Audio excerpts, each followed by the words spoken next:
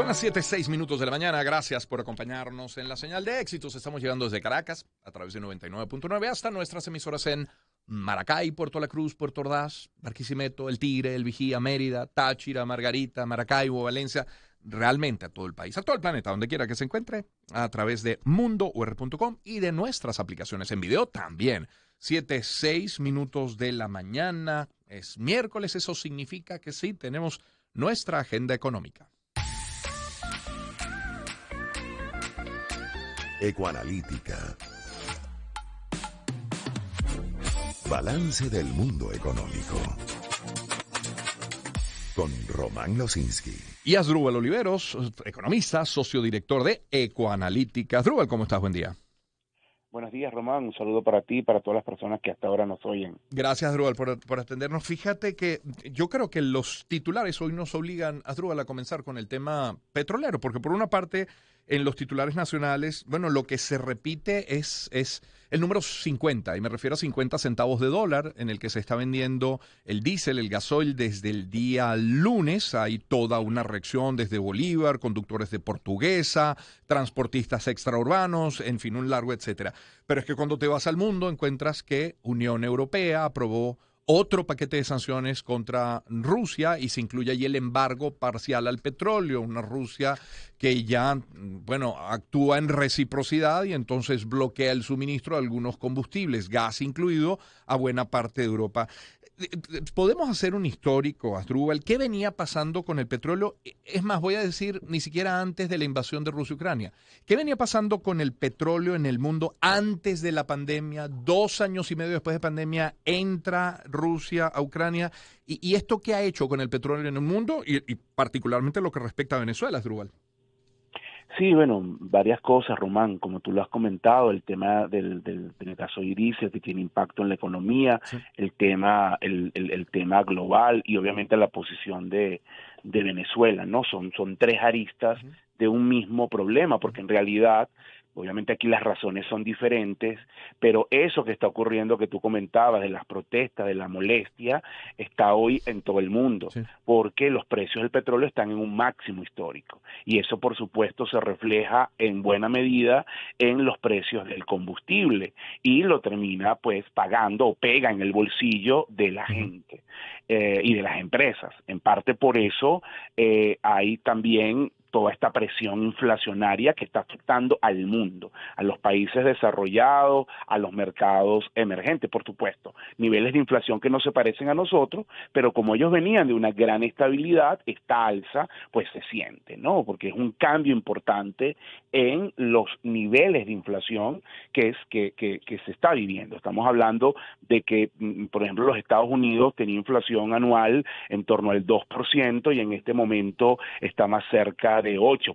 Entonces, obviamente, hay un cambio importante, ¿no? Entonces, el mundo está convulso por todos estos temas. El tema petrolero ya venía afectado, bueno, por la llegada del COVID. Recordemos que aquí hay dos grandes momentos de afectación global y lo más rudo es que son que vinieron seguidos, ¿no? El primero fue la pandemia, el COVID, que fue un gran cambio que también trastocó los mercados. Recordemos que primero hubo una caída brutal de los precios porque nos encerramos, porque no había vuelo, porque el nivel de actividad se redujo y eso por supuesto provocó unos niveles de reducción del tema petrolero, pero en la medida que empieza a abrirse nuevamente las economías, vuelve el dinamismo en la actividad y empiezan a aparecer también los cuellos de botella y todo el que dejó de producir a lo mejor volver a abrir esos pozos no es tan sencillo, entonces se pasa un proceso de alza muy fuerte de los precios, ¿no? Y luego, además de, entonces, de ese tema, viene esta invasión a Ucrania y, bueno, de uno de los principales productores más, el principal productor no PET de petróleo, que es Rusia, y eso, bueno, termina de ponerle la guinda a una alteración importante del mercado que yo creo que se va a mantener un buen tiempo por lo que representa Rusia más allá del tema político, lo que representa como productores. Un país que vende más de 7 millones de barriles de petróleo. Eso no es poca cosa. Y por lo tanto eso tiene un impacto, y sobre todo por la dependencia energética que tiene Europa, que por razones políticas y estratégicas está hoy diciendo no queremos comprar más, tenemos que dejar de depender del petróleo ruso, pero eso tú no lo logras de la noche a la mañana, y eso por supuesto tiene impactos severos en la economía rusa, de forma desigual, en unos países más que otros, pero en realidad tiene impactos en la economía europea, ¿no? Eso, quería apuntar a eso, no impacta de la misma forma, está claro en Europa que en América, puede que el precio sí, porque el precio es un precio internacional, pero en el negocio no, porque hay reacomodo, surgen nuevos clientes, nuevas rutas, distintas condiciones, ¿verdad? Y en ese sentido, en ese reacomodo, ¿hay algún país que sientas que ha podido capitalizar esta situación? ¿Quién ha perdido más también? Bueno, mira, al final en los productores a nivel global, bueno, como tú lo has dicho, se está dando este reacomodo. Sí. Arabia Saudita ha sacado ventaja. También lo vemos en los productores, incluso los Estados Unidos, porque fíjate que ahí entran en juego dos agendas. Cuando llegó Biden a la presidencia de los Estados Unidos, llegó con una agenda, vamos a llamarla ecológica, verde, energías limpias, tenemos que reducir la producción de los combustibles fósiles, nombró a John Kerry como delegado del clima, vino con un discurso, vamos a decir, muy pro energías limpias, transición energética. Ese fue su discurso inicial, pero bueno, vino el problema de la pandemia, o sea, todo este tema de cadenas de suministro, vino la invasión a Ucrania, y tuvo que abandonar, me imagino que momentáneamente, pero tuvo que abandonar ese discurso, y eso le ha dado un impulso a los productores locales de petróleo en los Estados Unidos, que es otro gran productor, ¿no? También allí incluso se está reactivando el tema del gas, porque también se prevé que, bueno, que pudiera exportarse gas de los Estados Unidos. Entonces, esos reacomodos han sido importantes y son como elementos ganadores, pero en realidad el Oriente Medio ha sido un gran ganador como nuevo suplidor de petróleo, ¿no? Yo te diría que todo productor petrolero que de alguna manera tenga potencial de expandir un poco su producción o de mantener su producción, hoy está sacando beneficios. Claro. Y ahí, bueno, entra Venezuela, que lamentablemente tiene un potencial enorme para producir, eso lo sabemos, tiene reserva, tiene un petróleo que es de fácil extracción, pero bueno, su industria petrolera está prácticamente desmantelada y no tiene hoy la capacidad de aprovechar en esto que está ocurriendo y de convertirse en un suplidor confiable para el mundo, por lo menos para Europa, en esta coyuntura tan particular donde los países están buscando suplidores confiables de crudo.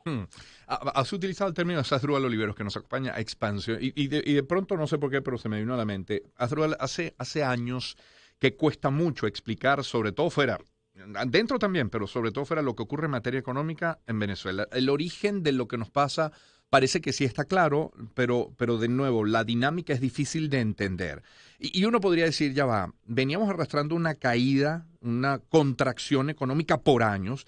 Encima luego llega la pandemia hace 2 años y contando, más de 2 años, se contaron en marzo, y justo luego de tantos años de caída, de años de hiperinflación, con la pandemia en desarrollo, entonces Venezuela sale de esa hiperinflación, en Venezuela aumenta un poco el consumo, en Venezuela algunos sectores que pocos, pero reportan un crecimiento, y uno dice, bueno, ya va, ¿qué pasó? Esto se puede explicar.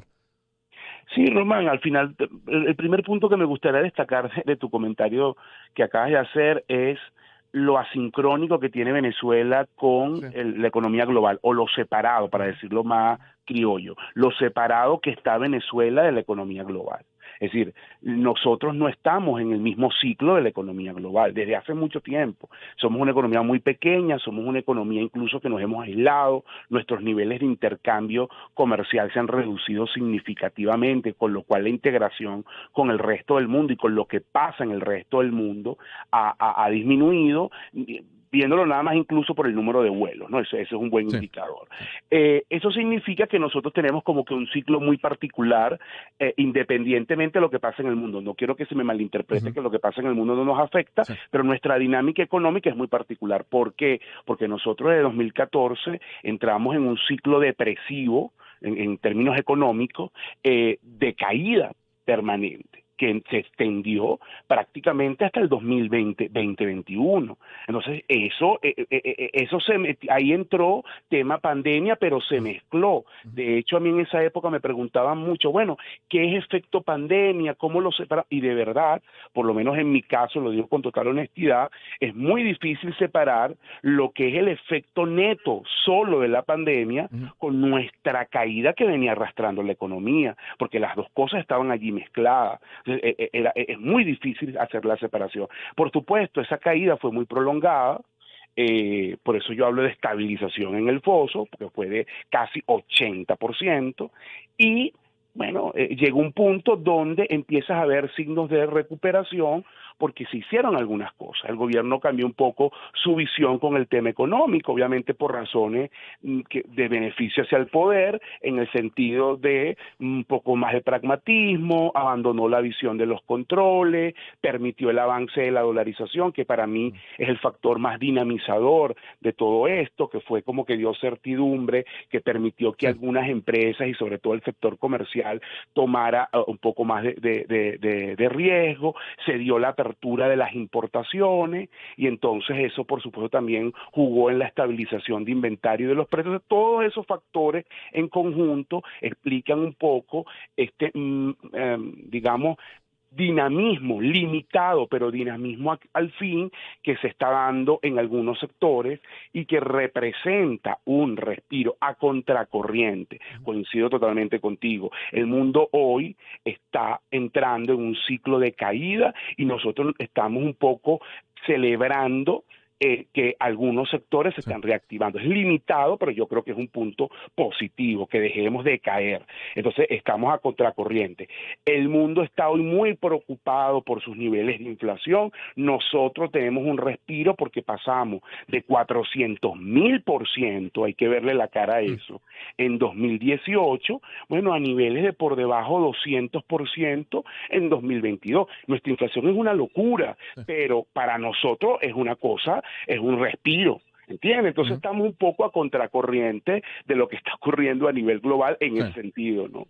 No creo que haga falta aclarar, pero lo voy a hacer igual. Cuando uno habla de que aumenta un poco el consumo, de que algunos sectores reportan crecimiento, estamos hablando claramente de un poco de consumo y de algunos sectores que no es la realidad del país. No se nos olvida a ninguno estas 22 protestas diarias en los primeros 4 meses de 2022, que lo leemos en titulares. No se nos olvida que 90% de los adultos mayores se encuentran en pobreza según Convite y el largo etcétera, el largo rosario del que hablamos todos los días acá, pero también es una realidad, son dos realidades que se complementan, no es que una es cierta y la otra no lo es que son dos cosas que están ocurriendo en paralelo. Asdrúbal, yo tengo 50 años, tú eres menor que yo, pero creo que en nuestras vidas, en estas décadas, hemos sido testigos de muchas oportunidades que ha perdido el país, de muchas buenas oportunidades que hemos perdido para el desarrollo, para el avance, para el crecimiento. No sé si quisieras destacar algunas, o más allá, ¿qué oportunidad crees que podemos estar perdiendo en este momento y que podría cambiar el rumbo de nuestra economía si la pudiéramos, si la supiéramos aprovechar?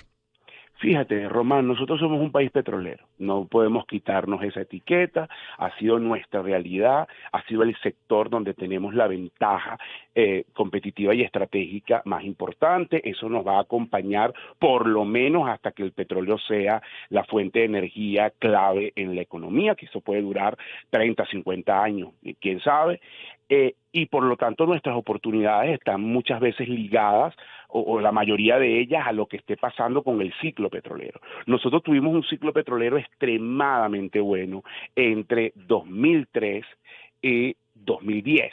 Fue excelente, fue un boom brutal, un boom de los mayores que tuvo Venezuela en su historia en términos reales, ¿no?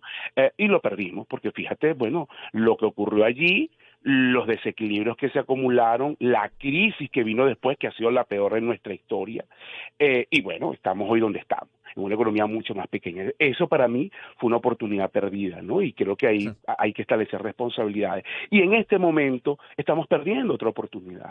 Está un ciclo que además no solamente es un ciclo de alza de precios petroleros. Hoy nosotros pudiéramos recibir, si estuviéramos produciendo lo que producíamos hace 8 años, Román, y con estos precios actuales, pudiéramos recibir 115.000 millones de dólares en ingresos. 115.000 millones de dólares en ingresos. Hay que darle la cara a eso, lo que pudiera hacer Venezuela con eso. Pero más allá de ese tema, está también el hecho de ser suplidor confiable. Un país que tiene potencial de producir en las mejores condiciones más de 5 millones de barriles, podría ser un gran suplidor para Europa, para los países del mundo, para lograr acuerdos importantes con las grandes potencias como los Estados Unidos, para estabilizar un poco los precios, y el rol de Venezuela hubiese sido relevante. Lamentablemente, por el estado de nuestra industria petrolera, hoy no podemos jugar ese rol y también estamos perdiendo esa oportunidad. Entonces, ojalá puedan darse, digamos, la confluencia de factores políticos, sociales, económicos, internacionales, para que nosotros no sigamos perdiendo oportunidades, sino que la podamos aprovechar, ¿no? Y que eso, por supuesto, redunde en beneficio de las mayorías, que es lo importante. Bien. Asdrúbal, gracias por acompañarnos esta mañana. No, a ti, Román, feliz día. Un gusto siempre. Gracias por atendernos. Asdrúbal Oliveros, economista, socio director de Ecoanalítica, en nuestra agenda económica de cada día miércoles, 7:22. Bueno, Coldplay, como que no hubiese escuchado esta entrevista, dice, ¡viva la vida!